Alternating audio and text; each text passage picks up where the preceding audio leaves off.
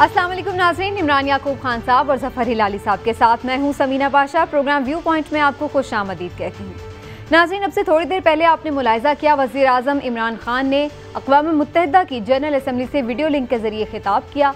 आपने उनका ये खिताब मुलाहिज़ा किया जो कि कम व बेश जो उन्होंने गुज़श्ता साल खिताब किया था उसी का इयादा था। तकरीबन वही इशूज़ पर उन्होंने बात की जो पिछले साल भी उनका मौज़े बहस थे, लेकिन इस दफ़ा कोरोना के हवाले से ज़ाहिर है कि इजाफी गुफ्तगू की। एक दफ़ा फिर से उन्होंने रीइंफोर्समेंट शो की, मसला कश्मीर के हवाले से एक दफ़ा फिर से उसे उजागर करने की बात की। जो भारतीय मज़ालिम हैं उनको बेनकाब किया, भारत किस तरह से मुसलमानों के ख़िलाफ़ और RSS का जो नज़रिया एक दफ़ा फिर से उन्होंने उसको आश्कार किया अक़वाम मुत्तहिदा में। और इसके साथ साथ हमने ये भी देखा कि उन्होंने फिर से ना सिर्फ ये कि पैगम्बर इस्लाम की तौहीन और इसी तरह से जो दीगर मामलात हैं, माहौलियाती मौसमियाती तब्दीलियों के हवाले से, मनी लॉन्ड्रिंग के हवाले से जो चैलेंजेस मुख्तलिफ ममालिक को दरपेश है उसका भी जिक्र किया। लेकिन इस दफ़ा जो फ़र्क था वो ये था कि ये एक वीडियो लिंक खिताब था। इमरान खान साहब ख़ुद वहाँ पर मौजूद नहीं थे, बज़ाहिर उनके सामने वो ऑडियंस भी मौजूद नहीं थी जो पिछले साल थी।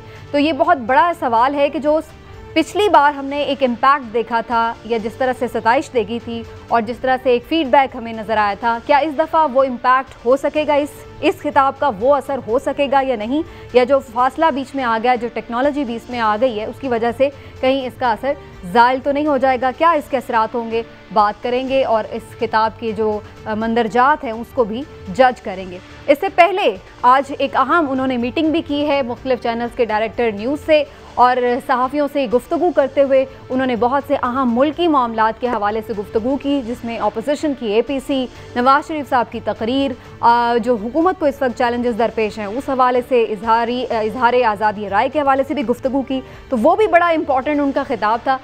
उसके हवाले से भी बात करेंगे कि आखिर प्राइम मिनिस्टर साहब अंदरूनी मुल्क क्या चैलेंजेस देख रहे हैं और उससे निपटने के लिए उनकी क्या हिकमत अमली है। तो आज ज़्यादातर हमारी ज़ाहिर है कि तवज्जो इसी पर मरकूज़ रहेगी, लेकिन इसमें ओवरऑल ज़ाहिर है कि खित्ते की सिचुएशन भी आ जाएगी और मुल्क की हालात भी, अपोजिशन की हिकमत अमली भी। आप सबको खुशामदीद कहती हूँ और बात का आगाज़ करूँगी हिलाली साहब आज आपसे। इमरान खान साहब ने जो जनरल असम्बली से हिलाली साहब खिताब किया, इनिशियली आपको क्या लग रहा है? पहले की तरह एक कॉम्प्रिहेंसिव और बहुत ही अच्छी मुदल्लल गुफ्तगू थी उनकी, या आपको भी ये असर लग रहा है कि चूँकि फ़िज़िकली वहाँ पे वो मौजूद नहीं थे, जो एक हमें नज़र आ रही है तब्दीली पिछले साल से इस साल कोरोना की वजह से जो मुतासर हुई है, उसकी वजह से आपको लगता है कि उसका असर वो नहीं होगा जो पहले था? अफसोस से कहना पड़ता है कि ये जो खिताब था इसका कोई इम्पैक्ट नहीं रहा। आई एम सॉरी टू से दिस, इसलिए कि अब इमरान खान साहब वही लोगों के हाथ में आ गए हैं, उसी मिनिस्ट्री के लोगों के एडवाइस फॉलो कर रहे हैं, या खैर और भी को हो, जिसके लिए एक ज़माने में मैं ख़ुद काम करता था और मैं ख़ुद UN में काम किया हूँ। और मुझे पता है कि जब आपके पास 15 और 20 मिनट हैं और आप 6 सब्जेक्ट्स या 7 सब्जेक्ट्स डिस्कस करना चाहते हैं, उसका इम्पैक्ट कंप्लीटली ख़त्म हो जाता है, रद्द हो जाता है। बेहतर ये था कि एक सब्जेक्ट वो लेते और वो सब्जेक्ट था कश्मीर। अगर कश्मीर वो कहते मेरे पास बहुत चीज़ें हैं बात करने के लिए, मगर मेरे पास 15 मिनट है, 17 मिनट है, मैं सिर्फ एक बात पे बात करूंगा जो पाकिस्तानियों के लिए, जो खित्ते के लिए और दुनिया के लिए वेरी इंपॉर्टेंट है, और वो है मसला है कश्मीर। और फिर कश्मीर का वो उनका तकरीर जो हो उस तरीके से स्ट्रक्चर करते। 15 मिनट कश्मीर, क्या 15 मिनट बहुत है कश्मीर के लिए? क्या हुआ अभी आप 3-4 मिनट में आके वो चीज़ें कहने की कोशिश की, वो इम्पैक्ट नहीं रहता है।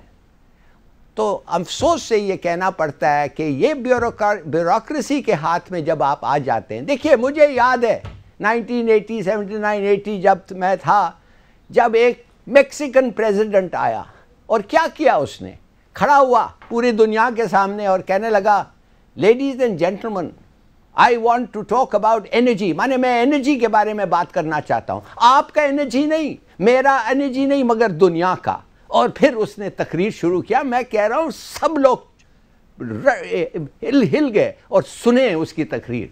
ये तो क्या है जी, 7 सब्जेक्ट्स। अब मैं बहुत सारी चीज़ें कह सकता हूँ ईच सब्जेक्ट के बारे में। कोरोना पे उन्होंने क्रेडिट लिया, very good, he deserves credit, शाबाश इमरान खान साहब, आपने बड़ा वाकई अच्छा किया। Debt relief, illicit finance, stolen wealth, ये आप किसको एड्रेस कर रहे हैं? वही चोर मुल्क जिन्होंने सेफ हेवन सेटअप किया है और अब सेफ हेवन्स बंद करके अपने दारो खिलाफा खुद उधर चोरी कर रहे हैं। उधर स्टोलन वेल्थ जाता है। लंदन एक ह्यूज मनी लॉन्डर सेंटर बन गया है। उनको परवाह नहीं है, पैसे आ रहे हैं वो खर्चेंगे, और क्या आप समझते हैं वो पैसे आपको वापस देंगे? हाँ, भूल जाएं भाई। जो लोग 300 साल कॉलोनियलिज्म किया और मुल्कों को लूटा और उनका हर चीज किया, वो अब अपने कानून नहीं इंप्लीमेंट करते हैं और वो आप समझते हैं कि वो आपका पैसे वापस करेंगे? वेस्ट ऑफ ब्रेथ उनसे ऐसी चीज एक्सपेक्ट करना और उनसे बात करना इस चीज पे ऊपर, एब्सोल्युटली। अच्छा जी, आपने कश्मीर के बारे में आपने बड़ी अच्छी बात की। कश्मीर के बारे में आप अगर ये कहते ना कि हम एविडेंस एक्यूमुलेट कर रहे हैं, आर्टिकल 30, आप पॉपुलेशन को चेंज करना चाहते हैं कश्मीर का, ये एक क्राइम है, इट्स एन इंटरनेशनल क्राइम। हम एविडेंस एक्यूमुलेट करके हम international criminal court of justice जाएंगे। सीधी बात करनी थी इसके बारे में, मिसाल, मगर अगर वक्त होता तो करते, मगर वो सब चीज़ों में, क्लाइमेट चेंज में, ये वो आप सोचे तो सही। क्लाइमेट चेंज में you talk in 2 minutes, you can't do it. बहरहाल अफसोस से ये कहना पड़ता है कि उनके इरादे अच्छे थे, नहीं होगा, बट डिलीवरी वाज दोबारा भी आती हूं आपकी तरफ। Impact was no good. ठीक है, चलिए मैं दोबारा भी आपकी तरफ आती हूँ। हिलाली साहब बहुत मुतमईन नहीं है आज के खिताब से, इमरान साहब, और लेकिन हिलाली साहब जो बात कह रहे थे कि वो इनसे उस बारे में बात करने की ज़रूरत है क्या है जो वो नहीं मानेंगे, तो इस तरह तो उन्होंने, हमें कश्मीर पे भी पता है कौन सी हमारी सुन ली गई है, लेकिन हम हर दफ़ा मसले तो उठाते ही हैं। और ये पिछली भी खिताब की अगर बात करें तो उन्होंने उस वक्त भी 4-5 पॉइंट्स पे पिछले खिताब में भी बात की थी। बिस्मिल्लाहिर्रहमानिर्रहीम। समीना हिलाली साहब बातें की हैं ना, बड़ी अच्छी बातें की हैं, उनका अपना एक्सपीरियंस भी है, लेकिन मैं समझता हूँ कि हुकूमत के पास या वज़ीर आज़म के पास कश्मीर पे कहने को और है भी क्या। जब पिछली दफ़ा उन्होंने इतनी अच्छी तकरीर की थी, सब लोगों ने, हमने यहाँ बैठ के भी उनकी तारीफ़ की थी, तो उन बातों का क्या असर हो गया था? या पाकिस्तानी हुकूमत ने इमरान खान की क़यादत में कश्मीर के लिए क्या ऐसा मार्का मार दिया कि जिसका वो मज़ीद जिक्र करते? उनके पास कहने को कश्मीर पे मज़ीद कुछ है भी नहीं था। पिछली दफ़ा जो था वही बातें अब हैं। बाकी जो बात ये है जिसका हिलाली साहब ने भी जिक्र किया कि उन्होंने जो आबादी की बात की और न्यूक्लियर वॉर की बात की, तो ये कौन सी चीज़ें हैं जो दुनिया को नहीं पता। लेकिन प्रॉब्लम ये है कि आप ये देखें, अब ये इकनॉमी की जंग है, माशियत जो तौर पे देखा जाता है कि फ़ायदा किसका, नुकसान किसका। पूरी दुनिया इस वक्त ख़ास तौर पे वेस्ट इंडियन मईशत का ग़ुलाम हो चुका है। उनके पास देखें आप, उनके पास एक बहुत बड़ी मार्केट है, उनकी बड़ी, अब वो देखते हैं, दुनिया ये देखती है, वेस्ट ये देखता है कि हमें ज़्यादा फ़ायदा किससे, हमारा फ़ायदा इंडिया के साथ है या पाकिस्तान के साथ। उनको हमसे कोई मोहब्बत तो है नहीं। मोहब्बत तो आपको इस्लामी मुल्कों ने नहीं आपके साथ दिखाई, जिनको आप मुस्लिम उम्मा और अपने भाई कहते हैं। और दुनिया का रिएक्शन जो भी, हमने बात तो लेकिन करनी है ना, हम ये तो नहीं कि अब हम ये सोच लें कि चूंकि जी किसी ने हमें हमारी बात को सराहना नहीं, बात सिर्फ करना ही नहीं बल्कि पूरे पुरजोर तरीके से करनी है और करनी भी चाहिए। लेकिन क्योंकि एक वहाँ जब आप प्रेजेंट हो, मौके पे मौजूद हो, और वहाँ आमने सामने जो गुफ्तगू होती है, जो बात होती है, वो वीडियो लिंक में कभी भी वो तासुर आ नहीं सकता, उस तरह से नहीं हो सकता। दूसरी बात ये है कि अगर वज़ीर आज़म मुख्तलिफ पहलुओं पे बात ना करते तो हम यहीं बैठ के उन पे ये तनकीद कर रहे होते कि लो एडा हम इशू से वज़ीर आज़म ने गाली नहीं की थी। हाँ जी, उस पर बात ये होती है। लिहाजा वज़ीर आज़म ने ये भी सोचना है, इमरान खान साहब ने, कि मेरे लिए कौन कौन से टॉप प्रायोरिटी इश्यूज हैं, मैं उन पे बात करूं। जो उन्होंने मुनासिब समझा वो कह दिया, जिसका उन्होंने समझा कोरोना पे बात उन्होंने करनी मुनासिब समझी उन्होंने की।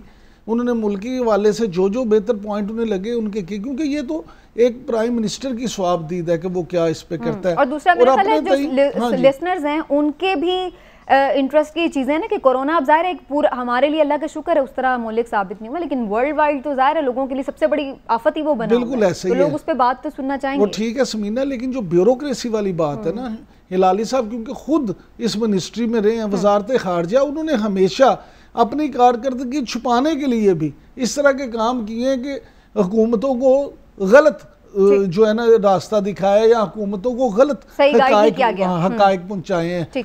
तो इसलिए ये सारी चीज़ें हैं। ये इतना बड़ा फोरम था कि वज़ीर आज़म जो है उन्होंने ये देख के करना था। जी लाली साहब। आप कह क्या रहे हैं कि आप समझते हैं कि मिनिस्ट्री वाले गलत देते हैं और आप बैठ के उस पर जज करते हैं कि उन्होंने गलत दिया, और आप पास्ट की बात कर रहे हैं। मैं कह रहा हूं आपको कि इम्पैक्ट क्या होता है लोगों पे। आप अगर 15 चीजें के बारे में बात करें तो एक इंपॉर्टेंट इश्यू पे जो वाइटल इश्यू है पाकिस्तान के लिए, वर्ल्ड पीस के लिए, यूएन पीस के लिए, रीजनल पीस के लिए, उस पर आप 2 मिनट देते हैं, क्लाइमेट चेंज को 2 मिनट देते हैं, और क्रेडिट को डेट रिलीफ को 2 मिनट देते हैं। बात असल ये है कि आपको उस चीज पे बात करना चाहिए जो आपके मुल्क को ट्रबल कर रहा है, जो आपके लोगों पे असर हो रहा है। और मैं समझता हूं इस वक्त कश्मीर पे जो हो रहा है और जो कश्मीर का नतीजा जो होगा, वो खुद कह रहे हैं इन सो मेनी वर्ड्स कि हम हर हद तक जाएंगे कश्मीर को डिफेंड करने और लोगों को मदद करने। हर हद तक मतलब क्या है? माने कि हर चीज हम इस्तेमाल करेंगे जो आर्सेनल में है और जो हम कर सकते हैं। That is a very big commitment. तो लेकिन इलाली साहब यहाँ पे मैं एक चीज जरूर मेंशन करना चाहूंगी। शीरी मजारी साहिबा ने, सर कहना एक मुझे मौका दीजिएगा, जो हिलाल साहब बात करें वो भी बात बिल्कुल ठीक है, लेकिन बात ये है कि सिर्फ एक तकरीर से तो जैसे आपने भी कहा कि वो चीज़ नहीं बदलना। और शीरी मजारी साहिबा कुछ दिन पहले इस बात का बाकायदा इजहार भी कर चुकी हैं, मेंशन कर चुकी हैं कि सिर्फ उनके खिताब से चीज़ें नहीं बदल जाएंगी, ये एक लॉन्ग प्रोसेस है जिसको आगे वजारत खारजा को कंटिन्यू करना था। आप उन्हीं की जुबानी सुन लीजिए उनके क्या एतराज़ हैं। प्राइम मिनिस्टर का भी मैसेज उस ताकत से, उस स्ट्रेंथ से नहीं आगे लेके चल सके जैसे हमें चलना चाहिए था। हम बेसिक इमेजरी नहीं बता सके नाजीज्म की और हिंदुत्व सुप्रीमेसिस्ट की। कश्मीर का कॉज जो है, हमें अब कल्चर ऑफ रेजिस्टेंस की तरफ जाना पड़ेगा। सिर्फ एक डिप्लोमेटिक स्टेटमेंट देने से कोई अचीवमेंट नहीं होती। तो ये उनका ख्याल है शीरी मजारी साहब। मैं कहता हूँ शेरी मजारी साहब की सारी बातें ये मेरा सर हिलाली साहब, शीरी मजारी साहब रिपीटिंग व्हाट आई सेड, यही कह रही है ना सर। मैं यही गुजारिश कर रहा हूँ कि वो बिल्कुल ठीक कह रही हैं, आपने भी बिल्कुल ठीक कहा, लेकिन इसको सही किसने करना है? हुकूमत नहीं करना है ना। हुकूमत अब अगर प्राइम मिनिस्टर ने जो तकरीर की है वो उनकी प्रायोरिटीज शो करता है। अगर उनकी प्रायोरिटीज में 2 मिनट या 3 मिनट में कश्मीर खत्म हो जाता है तो इसमें मैं या आप क्या कर सकते हैं? नहीं सर, इतना तो नहीं, ज्यादा टाइम चलिए 10 मिनट में आप मैं तो नहीं कह रहा हूं कि आपका कसूर है। मैं तो नहीं कह रहा हूं आपका या मेरा कसूर है इमरान। मैं सिर्फ कह रहा हूं, मैं सिर्फ ये कह रहा हूं कि बिल्कुल इस वक्त और दुनिया को बताओ कि हम बैठ के ये देखेंगे नहीं कि एक इंटरनेशनल क्राइम कमिट हो रहा है, पॉपुलेशन चेंज हो रहा है, लोगों को निकाला जा रहा है, दूसरे लोगों को डाल रहा है, जबरदस्ती उनको डालना है। We can not accept this.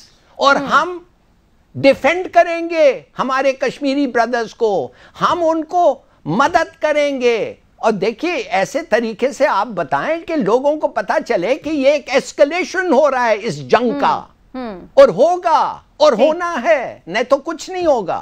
उसके लिए तो आपने बस वही कह दिया जो लास्ट ईयर और दिस ईयर। यही बात है। I don't know, that's my point of view. शायद मैं गलत हूं।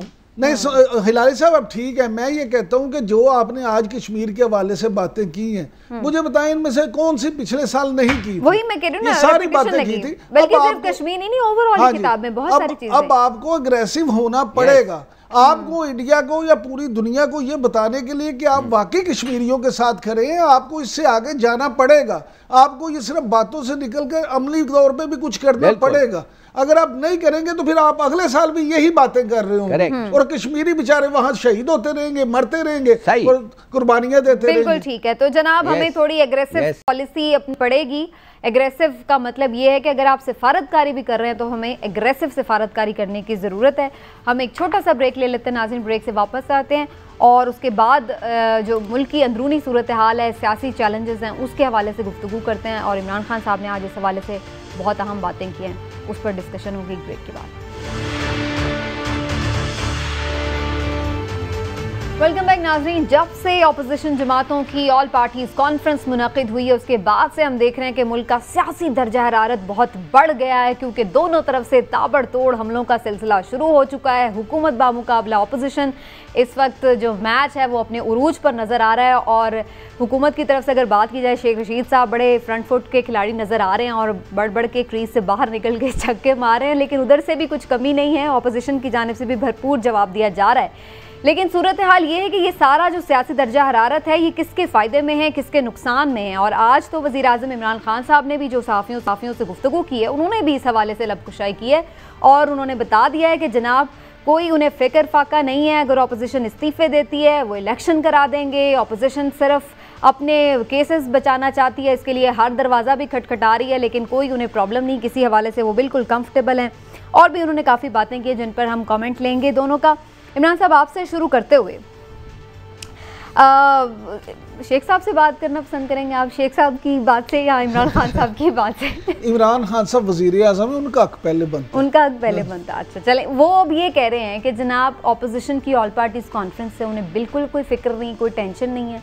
और उन्होंने कहा है कि जी जो नवाज शरीफ साहब की तकरीर थी उसको उन्होंने बहुत तनकीद का निशाना बनाया और उन्होंने कहा कि वो मेरा फ़ैसला था, मैंने ऑनर की, और इस सारी एक्सरसाइज का खुद नुकसान ऑपोजिशन को। ठीक है, मेरा एक सवाल है मैं अपने हर दिल अजीज़ वज़ीर आज़म से कि इमरान खान साहब APC को हुए 6 दिन हो गए हैं, आपने 6 दिन को थी, हाँ बिल्कुल, तो 6 दिन के बाद आपको ख्याल आया, आप पहले ही इस पे अपना तबसरा कर देते, फरमा देते। बात ये है कि अपोजिशन ने तो जो कहना है उन्होंने तो ऐसी बातें करनी होती हैं। अब वज़ीर आज़म साहब जो हैं उन्होंने आज जो बातें की हैं वो बड़ी अहम है। मिसाल के तौर पे उन्होंने कहा है जी अपोजिशन का एजेंडा हुकूमत और इस्टेब्लिशमेंट के ताल्लुकात को, फ़ौज के ताल्लुकात को ख़राब करना। भाई फ़ौज को सिर्फ आपकी है, फ़ौज हुकूमत की भी उतनी है, अपोजिशन की भी उतनी है। और बार बार वो कहते हैं कि भाई हमें सियासत में ना घसीटा जाए। आप कभी शेख रशीद साहब आ जाते हैं, अपनी फुटझड़ियाँ छोड़ना शुरू हो जाते हैं, कभी कोई, फिर अपोजिशन वाले आके जवाब देते हैं। मैं तो ये कहता हूँ कि खुदा का वास्ता है हुकूमत से भी और अपोजिशन से भी कि एक ही इदारा रह गया, अल्लाह का वास्ता उन्होंने रहम कर दो, उसको हर मामले में ना घसीटो, उनको अपना काम करने दे। दूसरी उन्होंने कहा जी अपोजिशन के पास तो स्ट्रीट पावर ही नहीं है, इसलिए वो मौलाना को साथ रखते हैं। तो मौलाना क्या अपोजिशन के नहीं है, हुकूमती है, हुकूमती के खलीफ हैं जिनको वो उधार मांग रहे हैं। असेंबली में नहीं है ना, इसलिए नहीं, बात ज़्यादा हल्का उनकी नहीं। आप देखें कि जिस तरह पीपल्स पार्टी है अपोजिशन में, जिस तरह मुस्लिम लीग नून है, उसी तरह ही मौलाना की पार्टी जमीयत उलमा इस्लाम भी अपोजिशन का हिस्सा है, लिहाजा वो ऐसी बात नहीं है। तीसरी मैं ये कहता हूँ कि उन्होंने जो ये कहा है कि जी नवाज शरीफ के पे उन्होंने तनकीद करते हुए जो 3-4 बातें की हैं कि एक तो उन्होंने कहा कि इलेक्शन पे जो धांधली APC में जो सवाल उठाए गए हैं वो इसलिए कि ये कुछ साबित करना चाहते थे।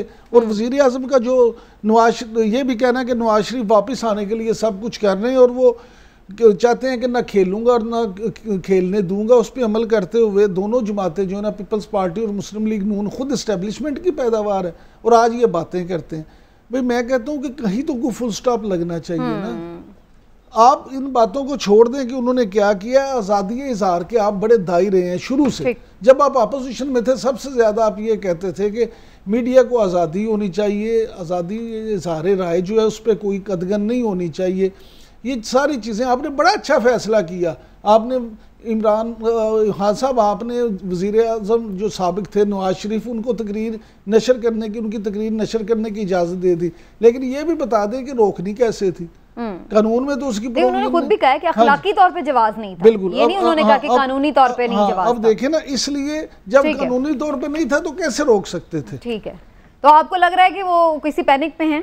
ये तो आपने तनकीद तो हो गई उनके, लेकिन वो पैनिक में लगे आपको? ऑपोजिशन की ऑल पार्टीज कॉन्फ्रेंस से टेंशन है इमरान खान साहब? बिल्कुल, वो स्ट्रेस में फ्रस्ट्रेशन है, फ्रस्ट्रेशन है। अच्छा, वज़ीर आज़म इमरान खान इस वक्त फ्रस्ट्रेशन का शिकार हैं, इसीलिए वो उन्होंने इस पे बात की है। हिलाली साहब, इमरान खान साहब ये कह रहे हैं कि जी ऑपोजिशन जो है वो हुकूमत और एस्टेब्लिशमेंट के ताल्लुकात ख़राब करना चाहती है और अपने साथ मामला सेटल करना चाहती है।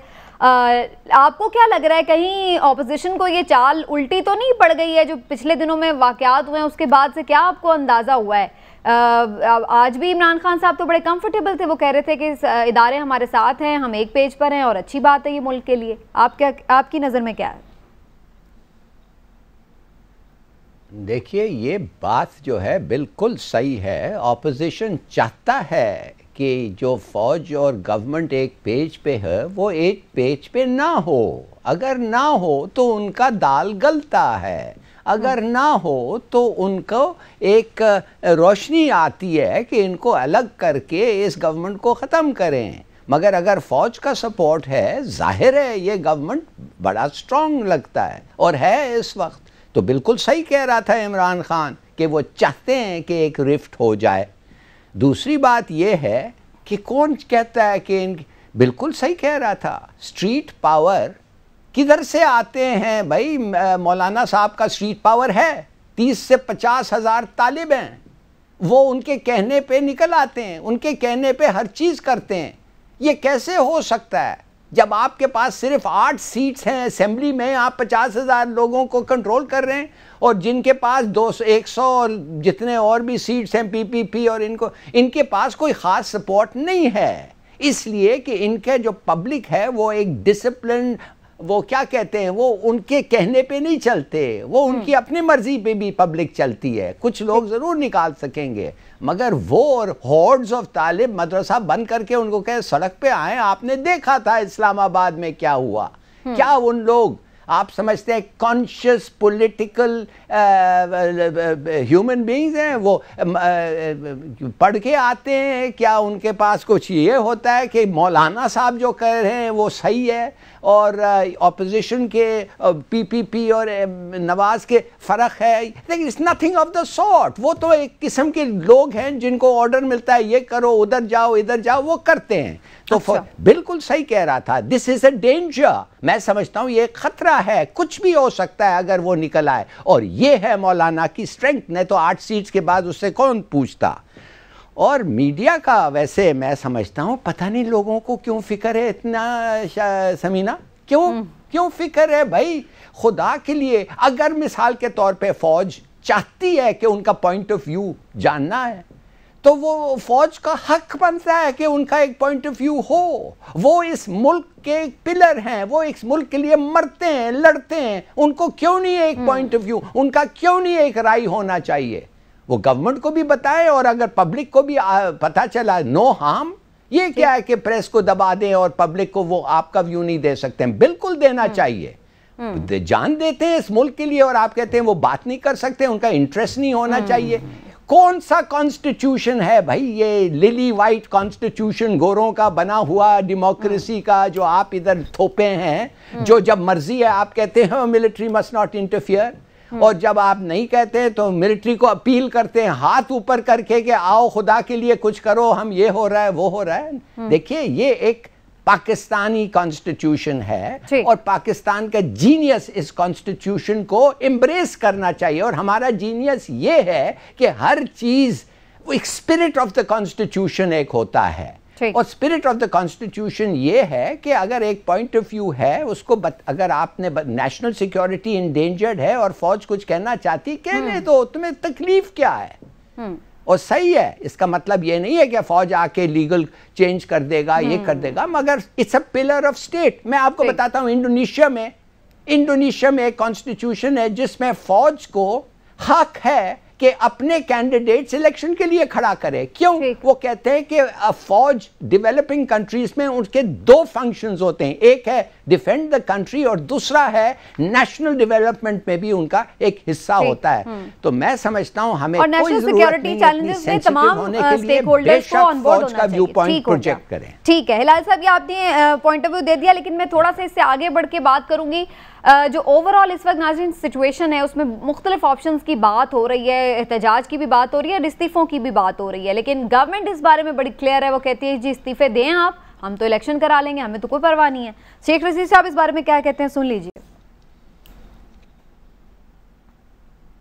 आप मुंह से कौम को काल देंगे, दें असेंबलियों से इस्तीफा, हम नए इलेक्शन कराएंगे, कल देते हैं, आज कराएं, कौम तैयार है, नए उम्मीदवार तैयार हैं। इमरान साहब, आपको भी यही लगता है कि अगर इस्तीफे दे देंगे तो कोई बहरान नहीं है, हो जाएंगे ज़िमनी इलेक्शन? और शेख रशीद साहब तो कुछ भी कह देते हैं ना, शेख रशीद साहब को छोड़ दें आप, वैसे आपकी बात मैं समझ इमरान खान साहब ने भी कहा है, लेकिन मैं समझता हूँ ये इतना आसान नहीं है। देखिए बात ये, अगर ये इतना आसान होता ना तो जिस वक्त पीटीआई ने खुद इस्तीफे दिए थे, याद है आपको, उस वक्त ये फिर अपने इस्तीफे वापस ना लेते।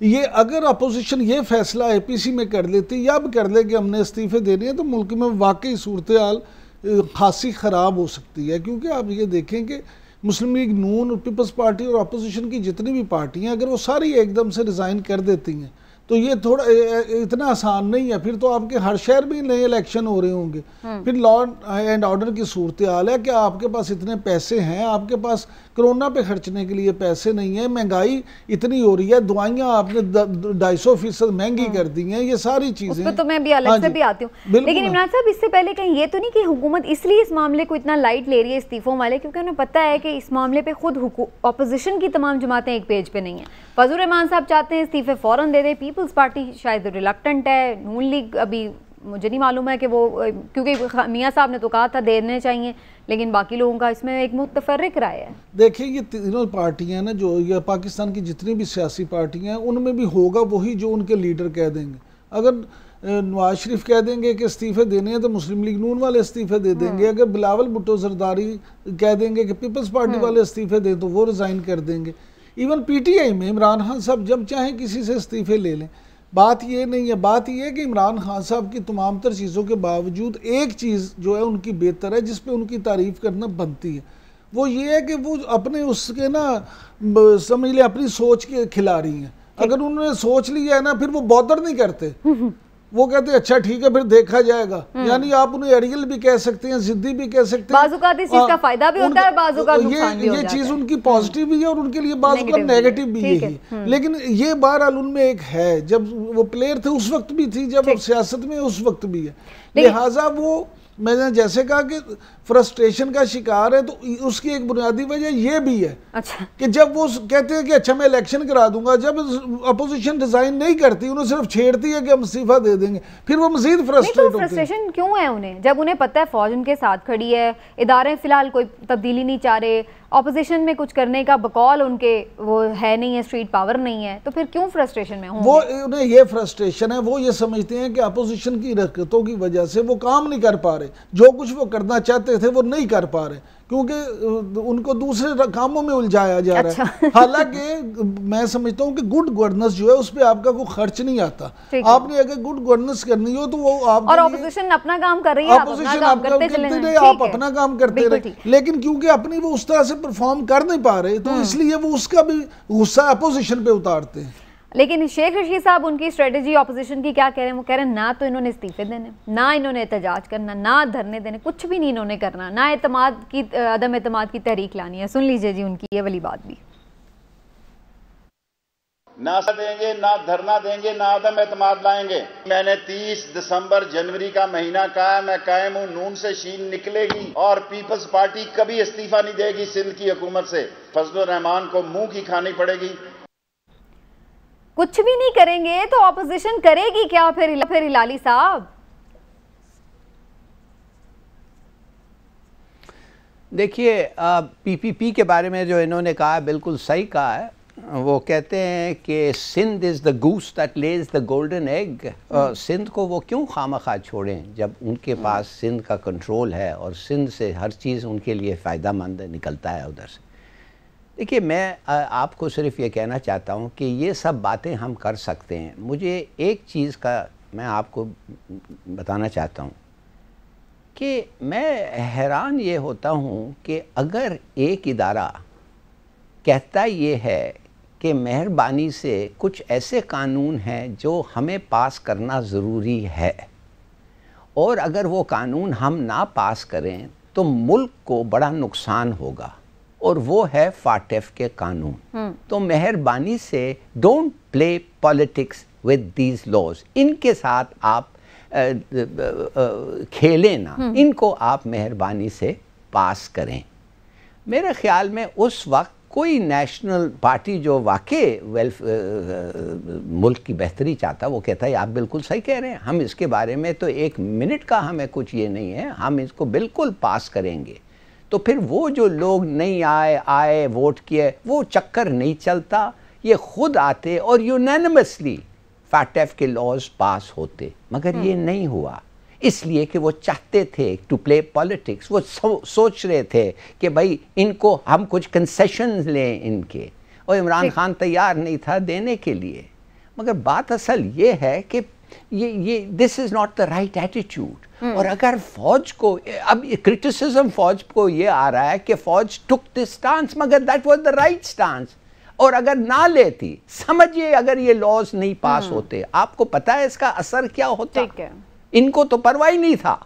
मैं आपका पॉइंट समझ गई। आप ये कह रहे हैं कि जो पॉलिटिकली करने के काम थे वो नहीं आपने जब मिल बैठ के किए, तो फिर कुछ चीज़ों में जाहिर है जहाँ सलामती के इश्यूज होते हैं वहाँ पर फिर इदारों को इंटरवीन करके अपना किरदार अदा करना पड़ता है। ये बेसिकली सब आपका पॉइंट है। सही है, चलिए मुझे एक ब्रेक लेने दें, मैं फिर ब्रेक लेके वापस आ फिर ये बात करते हैं कि क्या हर मामले में पॉलिटिकल पार्टीज़ जो हैं वो सिर्फ उसको पॉलिटिसाइज करती हैं, चीज़ों को उनके मेरिट पे नहीं देखा जाता। और मज़ीद भी जो ओवरऑल इस वक्त सिचुएशन उसके हवाले से बात करते हैं एक छोटी सी ब्रेक के बाद।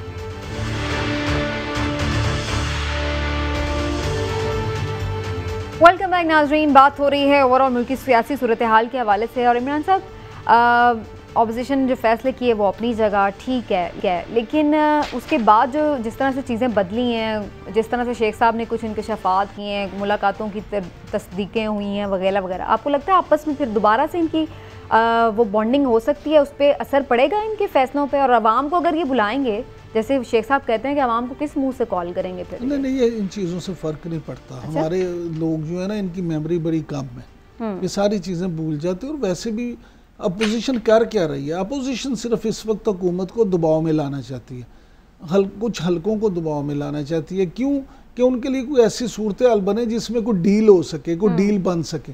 अगर तो वो देखेंगे कि मामला किसी डील की तरफ जा रहा है, तो फिर वो इसी तरह से करते रहेंगे मामला को। लेकिन मसला ये ना कि वो मिलके तो नहीं डील ले रहे, हर जमात तो अपने तौर पे अलग डील लेने के चक्कर में। ये छोड़ दें आप। ये देखेंगे सब का मकसद एक ही है, गोल एक ही है। ये सब मिलके, अब ये मैंने आपसे पहले कहा, ये दबाव बढ़ा रहे हैं, लेकिन जब बात होगी तो ये सब एक हो जाएंगे। अच्छा? अभी वो दबाव बढ़ा रहे हैं। और आप देखेंगे कि अगर उन्हें कोई अपने लिए ऐसा रास्ता नजर ना आया तो फिर वो इस्तीफों की तरफ भी जा सकती है, लेकिन वो इंतहाई इक़दाम होगा। ठीक है, पहले इनका मामला यही है कि हुकूमत पे दबाव बढ़ाया जाए, इस तरह से ये किया जाए कि वो हुकूमत और कुछ हल्के मजबूर हो जाएं अपोजिशन के साथ। फिर तो वो इमरान खान साहब जिस तरह से आज कह रहे थे कि नवाज शरीफ मायूस हो चुका है, इसीलिए उसने इतनी वो इस तरह की बोल्ड और एग्रेसिव इदारों के खिलाफ तकरीर की है, क्योंकि उसको पता चल गया कि वो गेम में नहीं है, तो वो कह रहा है मैं भी नहीं खेलता। नहीं, इमरान खान साहब जो हैं वो किसी हद तक तो ठीक कह रहे हैं ना। आप देखें कि नवाज शरीफ को क्या लग रहा है, मियां नवाज शरीफ ये सोच रहे हैं कि जनाब मुझ पे केसेस बन गए, एक केस में मुझे सजा भी होगी, फिर जो मामला हुए जिस तरह से वो बाहर गए उसी तरह उनकी तवक्कुआत पूरा नहीं हुई। मरियम नवाज को बाहर नहीं भिजवाया गया, हाँ बाकी नहीं, तो फिर उन्होंने कहा अच्छा ऐसे है तो फिर ऐसे ही से तो वो एग्रेसिव मोड में चलेंगे। ठीक है, हिलाल साहब आपका क्या स्टांस है इस हवाले से? एक तरफ बातचीत भी चल रही है, लेकिन इसके साथ साथ हमने ये भी देखा है कि इदारों को मिलाइन भी किया गया है,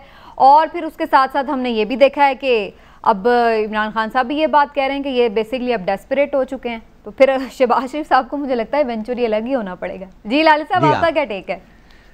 ये देखिए या समीना, सीधी सादी बात ये है कि मार्च के पहले सेनेट इनके पीटीआई के कंट्रोल में जाने के पहले इन्होंने कुछ करना है, और अगर उस वक्त तक ना करे तो हम सबको पता है कि अगर सेनेट भी पीटीआई के पास चले गया तो फिर हर चीज़ हो सकता है, कॉन्स्टिट्यूशन भी चेंज हो सकता है, बहुत सारी से चीज़ें हो सकते हैं। तो ये उनका एक आखिरी चाल है मार्च तक। अब मार्च तक अगर पीटीआई को डिस्टेबलाइज नहीं कर पाए और अगर फौज और इनकी यूनिटी को तोड़ ना पाए तो दे आर गॉन। तो फिर मैं समझता हूँ 5 साल और के लिए चले जाएं, और ये इसलिए नहीं कि फ़ौज कुछ आके करेगी, इसलिए कि फिर इनको टाइम मिलेगा, वक्त मिलेगा और वो डिलीवर कर पाएंगे। तो मेरे ख्याल में ये एक last throw of the dice है नवाज शरीफ के लिए, और वो खेल रहा है। देखिए उसने बड़ी होशियारी से इस्तेमाल किया है, बड़े होशियारी से। जब उसको पता चला कि कोई कंसेशंस नहीं मिल रहा है तो उसने एक तगड़ा स्पीच दिया और उस तगड़े स्पीच के बाद उसने दो चीज़ें हासिल की। एक तो उसने ये हासिल किया कि जब तक रियल डेमोक्रेसी नहीं आता है मैं वापस नहीं आऊँगा और there is no need for me, और तो कोई फ़ायदा ही नहीं है। और दूसरी बात यह है कि ब्रिटिश गवर्नमेंट को सिग्नल किया है कि तुम अभी जो भी ये कहेंगे तुम इनकी बात सुन नहीं सकते, इसलिए कि I am the true Democrat. क्या तुम एक आदमी जो डेमोक्रेसी के लिए खड़ा हुआ है उसको तुम वापस भेजोगे? सवाल ही नहीं पैदा होता। तो दोनों तरीके से इसने एक लिहाज से बड़ा होशियार चाल चला है। मगर ये सब जो है इसका इम्पैक्ट ये है कि मार्च तक इनके पास वक्त है। अब मुझे नहीं पता कि मार्च तक ये क्या कर सकेंगे। मुझे सिर्फ एक चीज का डर है कि गड़बड़ ना हो जाए, ना कि पीटीआई पीएमएल करेगा या पीपीपी तो खैर को, लेकिन बहरहाल अगर क्राउड रोड पे आता है तो कोई खुदा अगर वो लोग आ जाए। ठीक, लेकिन समीना एक आखिरी बात ये है कि अगर कोई तहरीक शुरू होगी, हुकूमत के पास भी उतनी देर तक ही टाइम है, क्योंकि जब अगर कोई तहरीक शुरू हो गई तो फिर ये अपोजिशन के भी हाथ में नहीं रहेगा, ना हुकूमत के हाथ में होगा उसको रोकना, फिर तहरीक अपना रास्ता खुद बनाती। आने वाले दिनों में भी इस हवाले से गुफ्तगू होती होगी, इसी हवाले से हमें अपना फीडबैक जरूर दीजिएगा। कल इंशाल्लाह आपसे फिर मिलेंगे। कल तक के लिए इजाजत, अल्लाह हाफ़िज़।